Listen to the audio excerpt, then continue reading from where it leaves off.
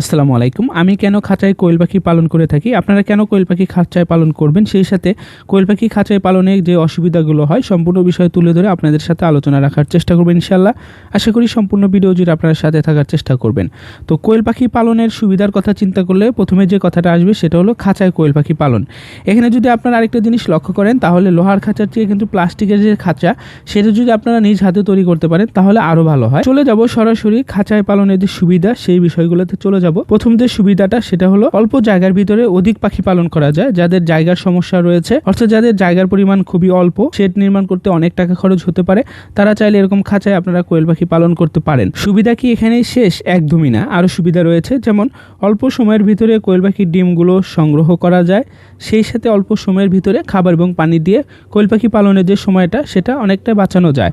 অর্থাৎ আপনি একই সময় দিয়ে যদি লিটারে পালন করতে চান তাহলে দেখা যাচ্ছে যে 500 পাখি পালন করতে লিটারে যে পরিমাণ সময় দিতে হবে সেই সময়টায় আপনি যদি কোয়েল পাখি খাঁচায় পালন করতে চান তাহলে 5000-এর উপরে কোয়েল পাখি পালন করতে পারবেন অনায়াসে। অর্থাৎ অল্প সময়ের ভিতরে অধিক পাখি পালন করতে পারবেন খাঁচায়।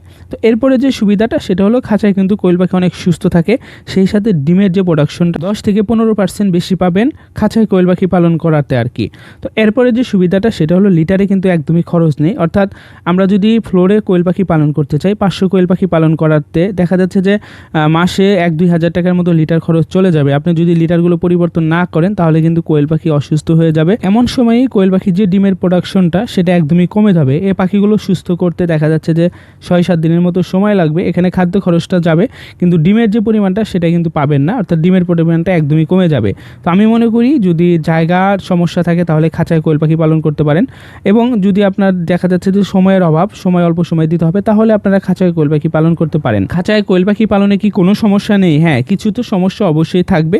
এর মধ্যে অন্যতম সমস্যা হচ্ছে দুর্গন্ধটা বেশি থাকে। যদি আপনি প্রতিদিন কোয়েল পাখির মলগুলো পরিষ্কার করতে পারেন তাহলে কিন্তু এখানে দুর্গন্ধ একদমই থাকবে না।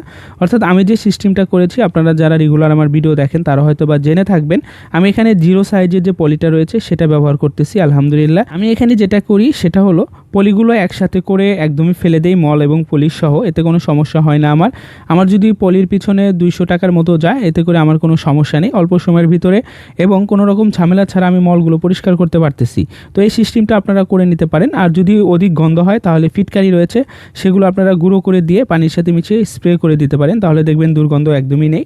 এখানে কথা হচ্ছে লিটারে পালন করলে কি গন্ধ হয় না? অবশ্যই লিটারে পালন করলেও গন্ধ হয়, সেই সাথে পরিশ্রমটা আরও বেশি হয়, কারণ ঘন ঘন লিটার পরিবর্তন করা খুবই কষ্টদায়ক। বিশেষ করে যারা পালন করতেছেন তারা হয়তো বা বলতে পারবেন যে আসলে এটা খুব ঝামেলার একটি বিষয়। যেহেতু কোয়েল পাখি সেরকম কোনো অসুস্থ হয় না, সেক্ষেত্রে আপনারা অবশ্যই খাঁচায় কোয়েল পাখি পালন করতে পারেন।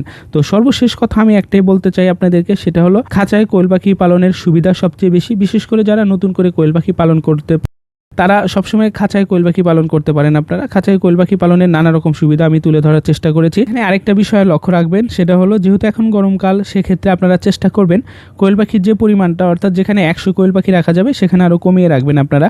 আর শীতকাল হলে আপনারা বাড়িয়ে রাখতে পারেন, এতে কোনো সমস্যা নেই।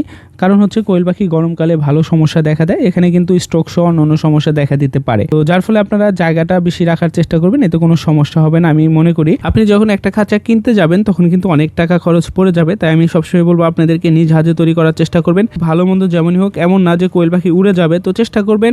আমি মনে করি আপনারা নিজ হাতে অবশ্যই তৈরি করতে পারবেন, অন্য কেউ পারলে আপনি কেন পারবেন না। ধৈর্য সহকারে কষ্ট করে যারা সম্পূর্ণ ভিডিও দেখলেন, কে কোথা থেকে ভিডিওটা দেখলেন অবশ্যই কমেন্ট করে জানিয়ে যাবেন আপনার প্রিয় জেলার নামটি। আমি মূলত ভিডিওগুলো তৈরি করে থাকি জামালপুর জেলার শৈশবাড়ি থানা থেকে। আপনারা যারা এখনও সেবাগ্রহ পরিবারের সদস্য হননি, যারা ফেসবুক থেকে দেখতেছেন অবশ্যই ফলো দিয়ে দিবেন, আর যারা ইউটিউব থেকে দেখতেছেন চ্যানেলটা সাবস্ক্রাইব করে দিবেন। ভালো থাকবেন আপনারা সকলে। আসসালাম।